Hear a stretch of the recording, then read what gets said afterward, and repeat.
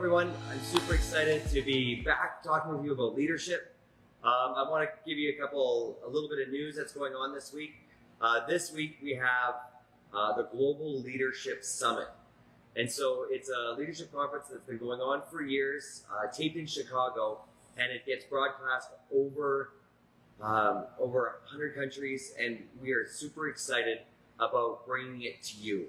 We'll leave a link in the bottom of this podcast to you, so you can click on it and go there. They're amazing speakers. One of my favorite leadership speakers is Craig Rochelle. His tagline in all of his podcasts and what he does is kind of piggybacks on what we talked about last week, was everybody loves a leader who is real versus a leader who is right. And that just, for me, has changed my life and where I went. I was a very competitive person. And so I always wanted to be right, and I always wanted to win. And I realized that being real was more important than being right. And so we talked about that last week in How to Win Friends and Influence People. So this week he's the Global Leadership Champion, leading that conference. Amazing speakers.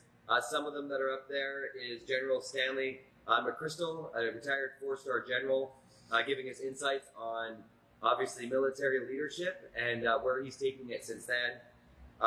Michelle Poehler, the founder of Hello Fears. Jerry Lorenzo, fashion designer. He's the fashion designer of Fear of God and the head of Adidas basketball, and as well as Malcolm Gladwell. One of his best books that I read that I loved was Blink, The Power of the Subconscious, but most of you guys know him as the author of Outliers.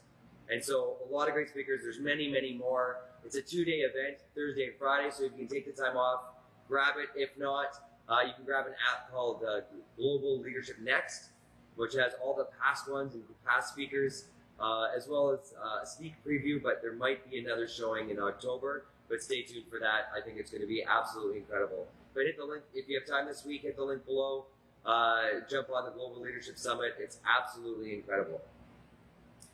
One of the topics I want to talk about today, and as I did it last week, it was obviously the first podcast, and so I was very nervous, and as we move forward, but I had a lot of questions. And the number one question I got from it was, where do you start? How do you start from, being in a leadership position, things are getting out of control, or you want to lead in a certain direction, and where do you start with your organization, with your people, even in your household with your family? Where do you lead from? And so I put a lot of thought and prayer into that, and it always came back to your mission statement. So what are you trying to lead towards? Now, there's a difference between a vision and a mission. The vision is more of the end goal. So where are we going? I'll use a lot of Earl's lingo today, as most of you know me from Earl's. And so with the Earl's vision, our vision is to be the most loved and best run restaurant in all of North America. That's our end goal. That's where we want to go. That's where we want to end up. That's kind of the, tip our hats off. But our mission statement is our guiding light of how we're going to get there. How are we going to use, what are we going to do to be able to get from point A to where we are now to point B, our vision statement. And so if we go back to the same one, Earl's mission statement is to deliver irresistible food and drink and engaging experience to each one of our guests. Now, why is that important? Because when we're having a conversation with our partners, with our staff, with our family, with any of those people, we need to know which way we're going. That mission statement is our compass. It points us in the right direction, going, are we on track? Are we going towards where we need to go? We need a direction to point people into so we know how to lead them.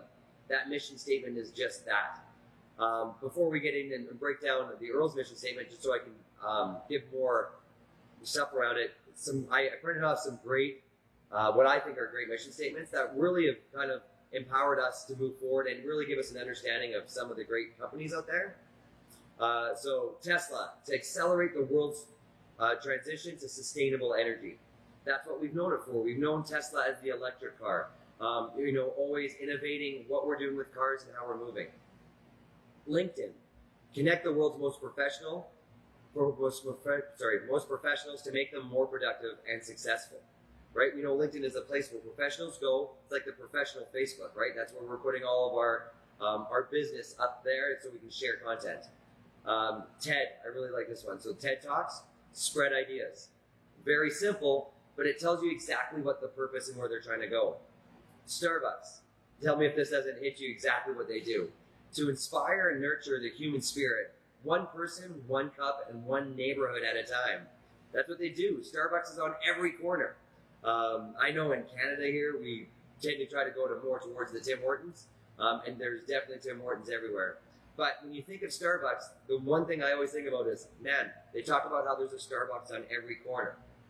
They're hitting their mission. That's how we think of Starbucks. And so what we want to do is we want to make sure that we're known for our mission. When we know that, then when people join or within, we know which way to point them. So if we go back and break down the Earls one, to deliver irresistible food and drink. Well, what's irresistible? Is irresistible good? Is it great? Is it tasty? Yeah, but irresistible is that thing that you can't live without. When I think about irresistible, with the food at Earls, I think about the warm potato salad. People call me all the time wanting the recipe of warm potato salad. They say that it's the one thing, that it's their comfort food, it's their celebration food. It's that one piece that they have to have all the time.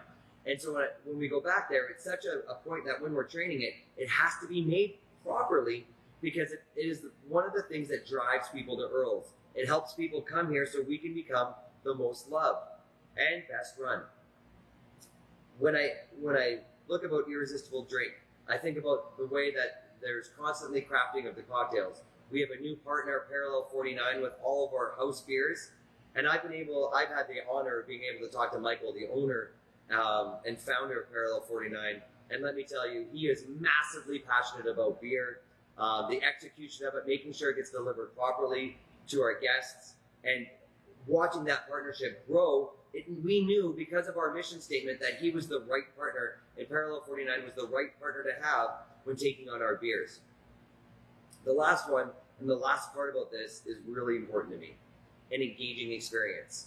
I remember, and don't quote me on this, but I think it was about 1999, and it's one of my favorite stories. But the CEO of Lego came out and he made a massive statement that changed the world, but it's definitely changed how I look at business.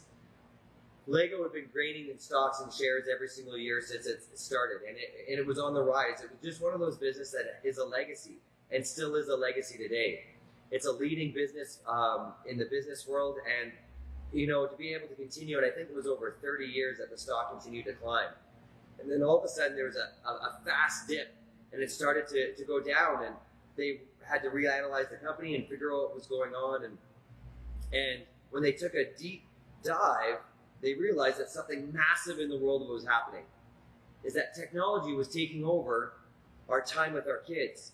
Lego was, when I was a kid, I was building blocks, I was building towers, we were building spaceships. I loved Lego.